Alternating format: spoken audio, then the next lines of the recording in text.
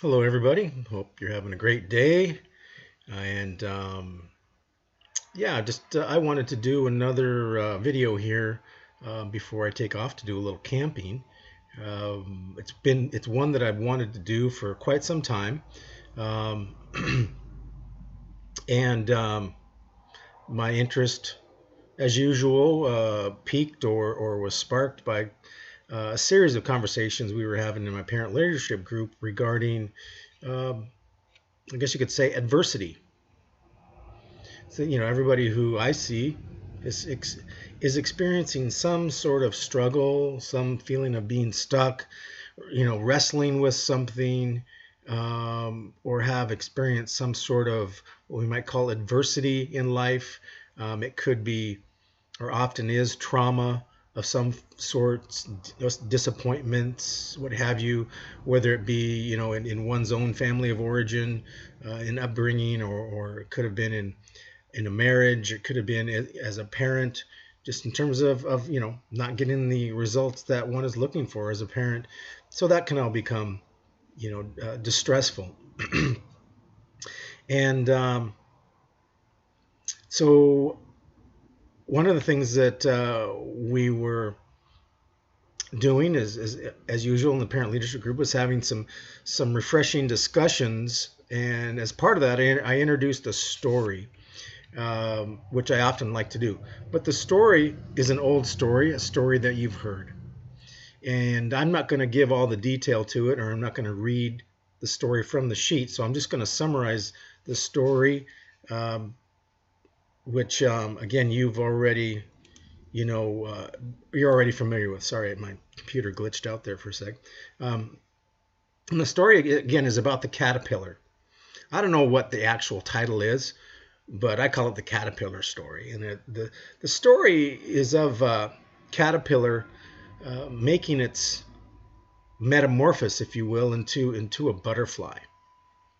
And the story talks about this child coming upon the caterpillar that had already made its way into the cocoon or the chrysalis, and was struggling, if you will, struggling to get out. And so the immature child, looking at the animal, if you will, the insect on the inside trying to make its way out, the immature child interpreted what was going on there as something that shouldn't occur. The immature child began to, I guess you could say, I was going to say feel for the caterpillar, but that isn't a correct, I guess you could say, interpretation either. What is more correct is that the child was having an experience. It was seeing something. It itself began to feel some anxiety, interpreted that what was going on wasn't right, and having interpreted that way, the child goes and gets some tweezers or a small pair of scissors and begins to pull away some of the cocoon that the insect inside was struggling with, if you will, or pushing against. And as the story goes, the child does take that action, thinking it was helping the caterpillar. The child feeling distressed and worried about what the caterpillar was going through, that what it was going through shouldn't be happening. Consequently, the child felt that it was called to alleviate that struggle. And of course, we know that the caterpillar emerges as a butterfly, but that the body is swollen and the wings are small.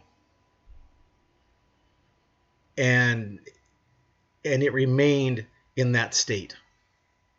It remained in a state in which it was depleted and just incapable of flight, incapable of engaging the world in the way that butterflies are supposed to engage the world. It did not emerge, if you will, more beautiful. It did not make a full transformation. Its growth was stunted. And of course, the little child was wondering what was going on, why the butterfly wasn't, getting healthier, why it wasn't taking flight. And it spoke with an adult. The adult said to the child that, that the butterfly is supposed to struggle. The butterfly is supposed to make those kind of movements within the cocoon and to break free from the cocoon, from the structures of it. And in doing so, what it does is it forces fluid from the body into the wings. And so when it emerges, the wings are healthy and fully realized, and the butterfly becomes capable of flight, and the butterfly transforms, makes the full transformation into something much more beautiful than it was before. But in this case, of course, because the child had misinterpreted what was going on, it did its own intervention, and in doing so, in doing something that was not natural, it actually ended up crippling the butterfly. And so, at first this story seemed pretty simple. Again, we see, the basic story of that the butterfly was supposed to struggle in order to gain full maturity. But what I was taken by as well is that, that struggle for the butterfly, if we want to call it that experience the butterfly was having was natural. Not only was it natural, it was necessary. Now, what was it, what did the child lack, then leaving the child to make the decisions that it did, the interpretations that it did? Well, it lacked a bigger vision. It lacked wisdom. The child interpreted what was going on from its own experiences. Now, that right there is something that human beings often do, and we often make a lot of mistakes. We look at situations that are going on for ourselves, other people, family members, and because of whatever we're bringing to the playing field, whatever lenses we're looking through, we misinterpret what's going on. We don't see what's going on we don't get a realistic picture of what's going on. We get a skewed, potentially distorted picture when we look through it through our own lens. And in this case, the child needed to make contact with a greater source of wisdom in order for it to understand what was truly happening. And what was truly happening was a way better story than what the child had conjured up. The child had conjured up what we might call a tragic narrative. Something's gone terribly wrong. The butterfly is experiencing something that it shouldn't experience. And if I don't do something about it, this butterfly is going to die. Maybe that was the narrative that was going on for that child. So it wasn't a very inspiring narrative. It wasn't a very uplifting narrative. So the child had to make contact with a greater source of wisdom in order to get a different narrative, a different story of what was going on. And that story was a story of victory. It was a story of triumph. It was a story of, yes, the butterfly is going to struggle, but it's going to come out. It's going to come out even more beautiful and more capable than it was before. That what was going on was not only natural, but absolutely necessary for the butterfly to make the transformation. That would have been a victory story, an inspiring story, a way better story than the tragic story. So kind of let that be one insight to take away from this, that we as human beings, in order to get a clear picture of what's going on, we must make contact with a greater source of wisdom. We cannot rely on our own interpretations. I mean, we can, but like the child, that's immature, and we very likely end up in trouble. Because that's what happens oftentimes when, for instance, parents see their teens struggling. Parents then get all distressed, and they all of a sudden want to jump in and start doing stuff.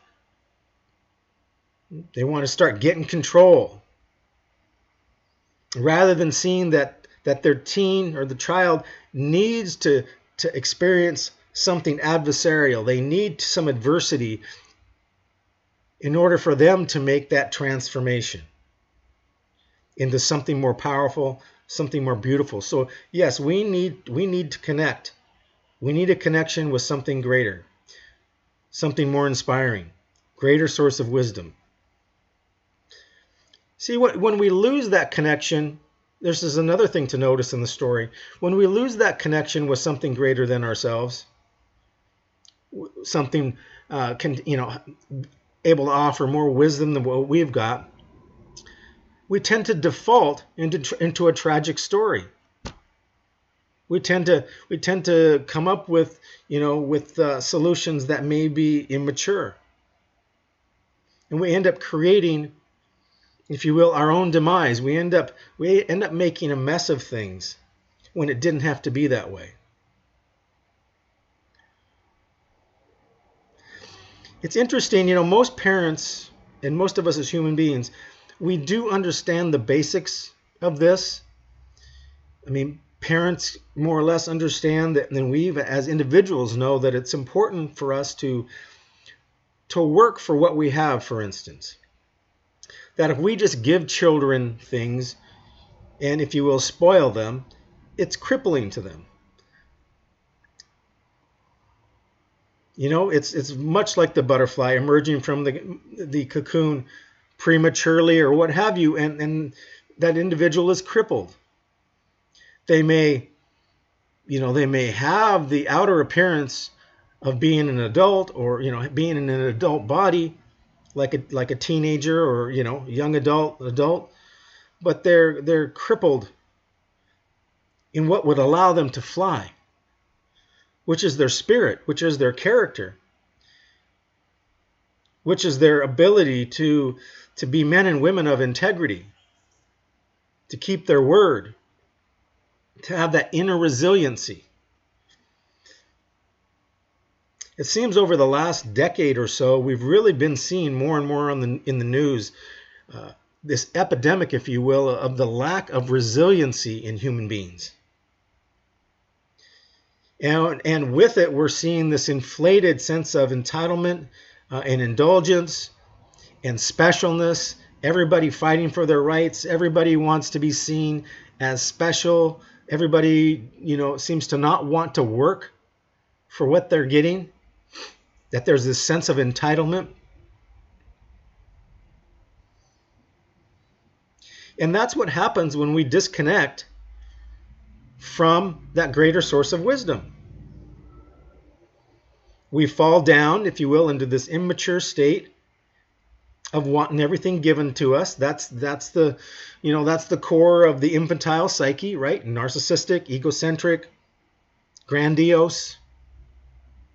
So we want to be seen. We want to be seen as special, and we want to fight for our rights. And if should something happen, should we encounter adversity,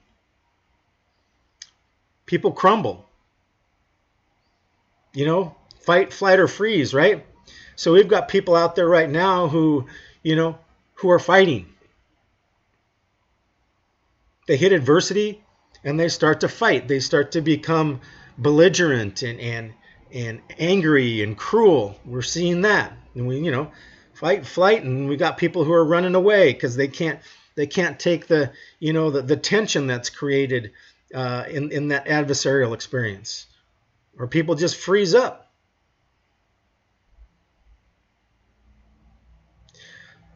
So this is why, and I didn't want this to be a real long video, but I did want to give you this to think about. So I was saying, most parents have some idea that they shouldn't spoil their kids, that their kids should work for some stuff and experience some challenges, like a no pain, no gain kind of an idea. But somehow I've noticed that starts to fade It fades into the background, this idea. And all of a sudden, people reach, again, adolescence or even adulthood, and things are hitting the fan, and there's just all this misinterpretation of what's going on. This is how we grow. I often say to parents, why are you so freaked out right now that your son or daughter is going through this experience?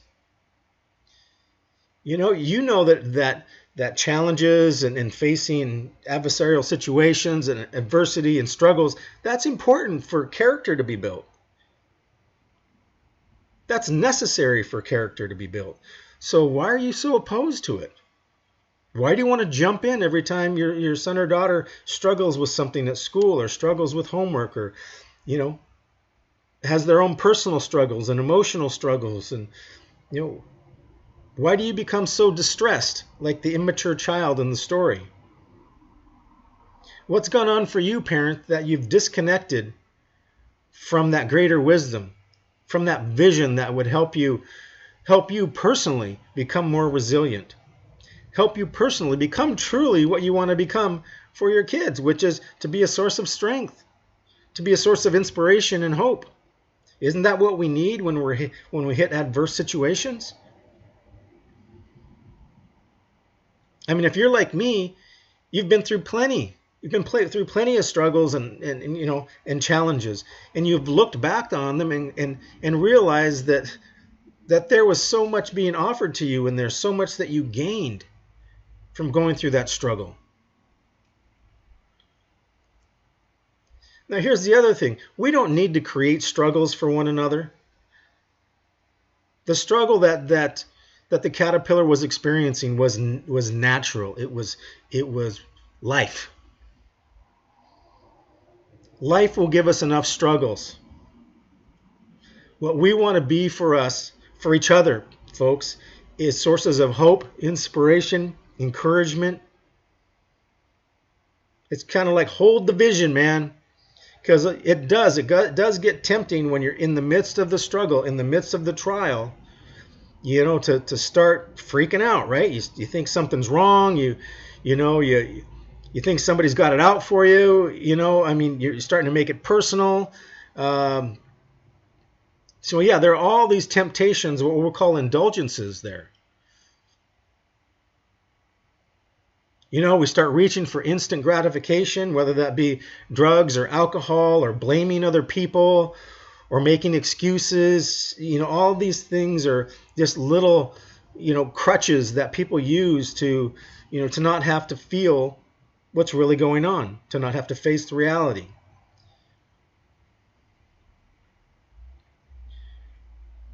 So, again, think about what you might be going through from that perspective of you're going through a transformation. You're going to become better. You're going to become more beautiful. You're going to become more powerful.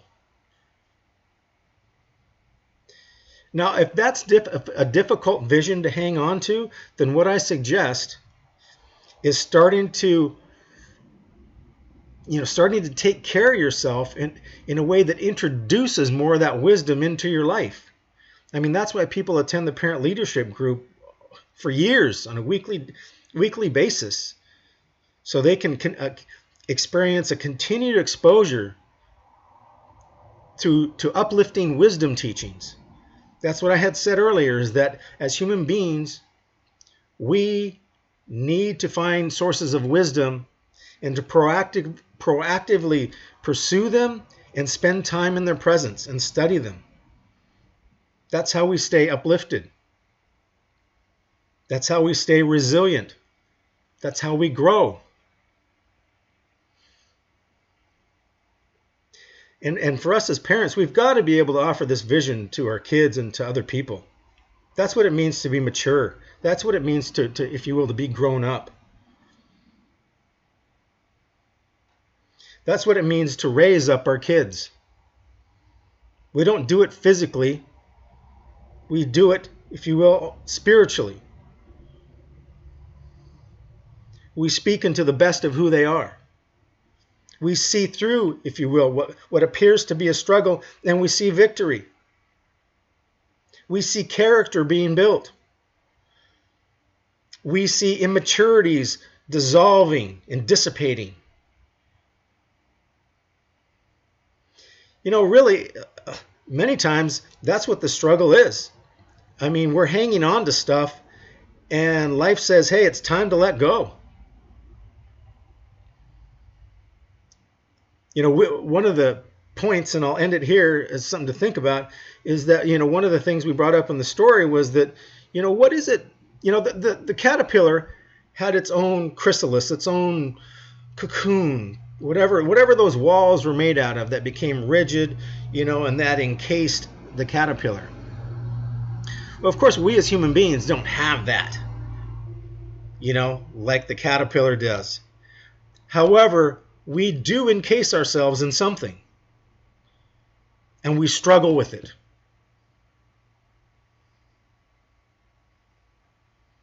And we spoke of this, and we kind of got our heads around what it is what we as human beings struggle with. And all these other videos that I've posted will speak to that. But when you take a closer look at that, what you find out is that what we're struggling with is not life. We're struggling with what isn't life. Like I said, things that we're hanging on to, usually indulgences, distortions in perception. That's why in the parent leadership group, we talk about our motto. The motto for the group is to excuse me. To grow up is to give up. To grow up is to give up. It doesn't mean resignation. It means that as we grow up, less is more. So we want to, you know, we start to actually give some things up willingly. Give up some of our ideas and our perceptions for something better, for greater freedom, for peace of mind, for contentment and simplicity. So, thank you for listening. I hope that was informative. I'm going to head out and do some camping and have some good times here in the last few days of summer that we have, and I hope you'll be doing the same. And thank you for everybody who has subscribed to the channel and all the viewers. There's over 100 views already, and we've only been up a couple of weeks. So keep looking. Ask questions. If you have any questions, provide feedback. Please feel free to do that. So again, thank you for listening and have a great day.